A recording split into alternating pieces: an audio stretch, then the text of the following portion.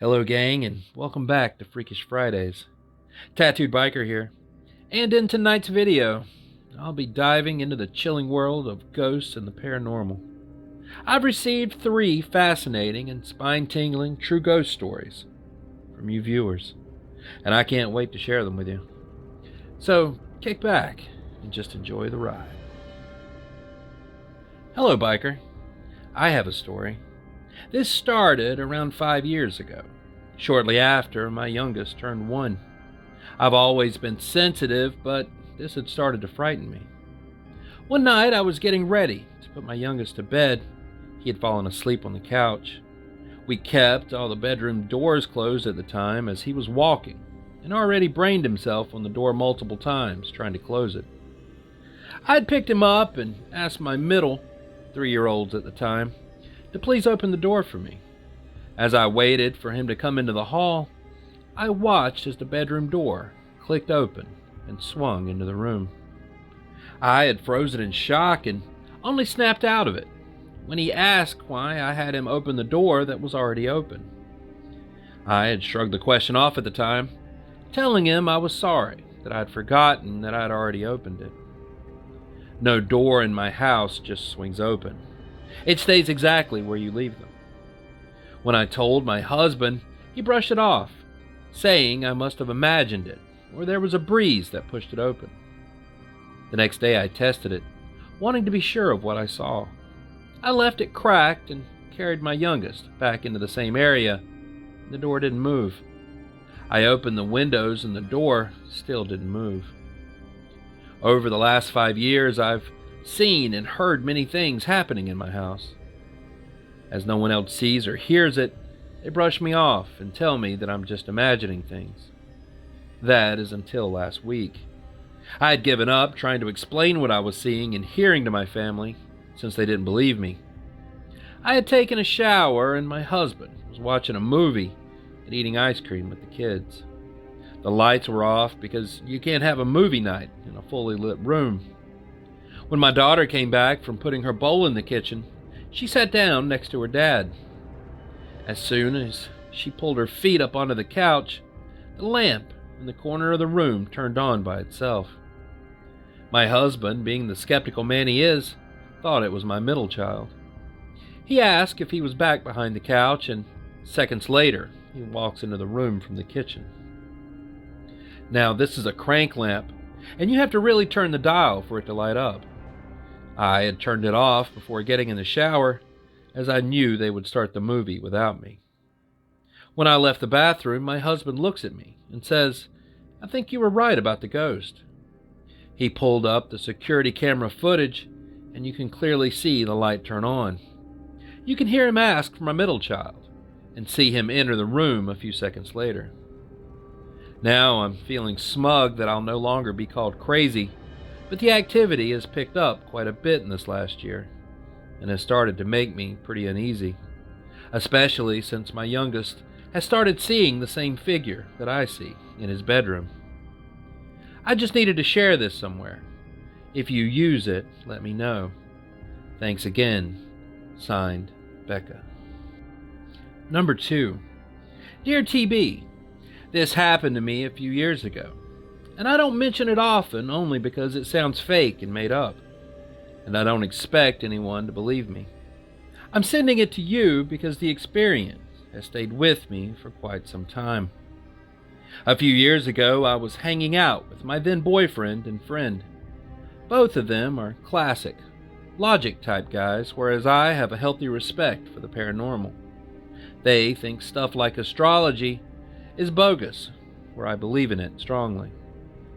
It was around 9 p.m., and we all wanted to go to the beach, and one of us decided to make a Ouija board for fun.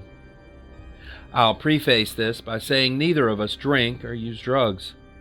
They were both being really silly, and I was the only one who was nervous and saying that we should take this seriously. When we got to the beach, I called the quarters and opened the circle, and we started asking dumb questions, and nothing happened. After about half an hour, we asked if someone was there with us, and the board quickly shot to yes, and we were all visibly freaked out. I immediately tried to end the session and close the circle, We all said we still felt it, and we're all pretty freaked out. My friend suddenly started maniacally laughing, and my boyfriend started getting undressed and said, "I'm going swimming." It was fall and like 3 a.m., and I didn't feel weird at all, just scared. I'm begging him not to get in the water, and he just keeps blankly staring at me, saying, "I'm going swimming." I'm crying and begging him not to go, and he snaps out of it, and basically was like, "What the hell am I doing?" and looked frightened. My friend is still laughing and yelling that his name is Marcia, and my boyfriend and I are starting to get really scared. We pull him up the stairs from the beach and get him into the car. Once we're on the street, he saw a deer, and he ran after it, faster than I've ever seen anyone run in my whole life. We get him in the car to drive home, and we drive by a church where he starts speaking in tongues, and my boyfriend and I are just lost at what to do. When we finally get to my boyfriend's house, he and I run inside and close the door. I know this was really terrible of us, and our friend literally left claw marks at the door trying to get in. I call one of my friends who knows a lot about this stuff and put the phone to my friend's ear, where my friend on the phone said a word from the indigenous Cree language. My friend then projectile vomits and starts sobbing, asking what happened. The next day, we go to get fast food, and the employee keeps calling out a to-go order for the name Marcia, but no one ever comes to get it. The three of us have since drifted apart, and I don't think about it too often. But part of me thinks my friend and boyfriend were faking it, but neither of them are that type of person. I have doubts because of how fast my friend ran after that deer. It was just inhumanly possible. I'm not trying to prove anything, but just thought this would be interesting for you. Again, thanks so much for reading this far. Always, Cassie. Number 3. Hello, Tattooed Biker. I have an experience I've wanted to tell you about from my college days. It was a random Thursday night in late September, early October of my sophomore year of college. My 3 roommates and I had some friends of ours over to our townhouse that we shared for a low-key night of drinking and board games. After a while, the conversation got on the topic of the paranormal and hauntings and things like that. The house I grew up in and my parents still occupied was haunted, so I was sharing some of the crazy stuff that we experienced from my childhood. Others began telling crazy stuff they read online or they experienced themselves and whatnot. It was one of those semi-drunken fun conversations that you have in your early 20s that no one really takes seriously. There was one person who hadn't said a word since the topic of the paranormal had come up. My roommate Jay's girlfriend Becca, not their real names, had been sitting in the corner of the sectional couch with a look of true fear plastered on her face, as if she had remembered something terrible. One of my other roommates asked her what was wrong. "I don't really like talking about this stuff," she replied. We asked her why. She was at first hesitant to get into it, but finally relented after some more pressing. Here's her story. When Becca was 10, her parents separated, and her mom took her brother, and her younger sister to live in this old house that had once been occupied by an elderly couple who had recently passed. The kids thought it was creepy that the previous owners had died, but were reassured by their mom that the people didn't die in the house, but rather at a nursing facility a few miles away. Becca indicated this put her at ease, and that nothing really happened for the first few months or so of them living there. But after a while, her little sister, who she shared a room with, started acting really strange. Becca would wake up in the night to see her sister frozen on all fours on the bed staring at nothing. She would talk to her new imaginary friends and became increasingly agitated over the smallest things. She refused to eat and began growling and grunting at everyone, even out in public. But according to Becca, by far the creepiest thing she started doing was singing Mr. Sandman by the chordettes in this odd voice. Becca couldn't really explain the voice at the time, but just assured us that it was really creepy. And this was all the time, like almost every second of the day. Becca said she'd wake up in the middle of the night with her sister on her bed frozen on all fours, staring off into nothing, singing Mr. Sandman in this strange voice. Their mother at first thought it was a phase and didn't really do much about it.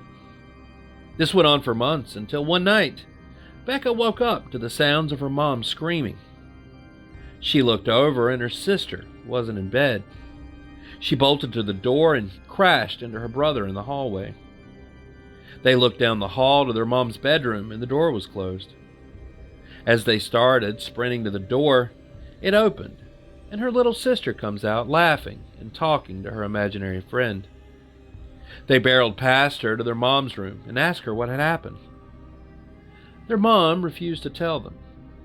All she was doing was crying and telling them to check on their sister. Neither of them wanted to because it was super creepy, so they just ended up sleeping in their mom's room that night. The little sister went back to her room and the entire night was singing Mr. Sandman loudly. The next morning, their dad came over to stay on the couch for a few days. Apparently, he had experienced something similar during one of his weekends with the kids, so he believed their mom. Ultimately, this led to her parents reconciling, and the family moving back into their old house with their dad. As soon as they did that, the weird behavior stopped. Becca told us she can't hear the Mr. Sandman song without getting creeped out. We were floored, but then Becca went on to blow our minds even further. She had proof of some of this at her home, in her hometown, which is only an hour and a half away. Apparently, her little sister liked to record herself, singing pop songs and stuff as a kid, and captured something super creepy shortly after they moved in. Becca decided to go home that weekend and get the tape. It was excruciating, waiting until she got back on Sunday.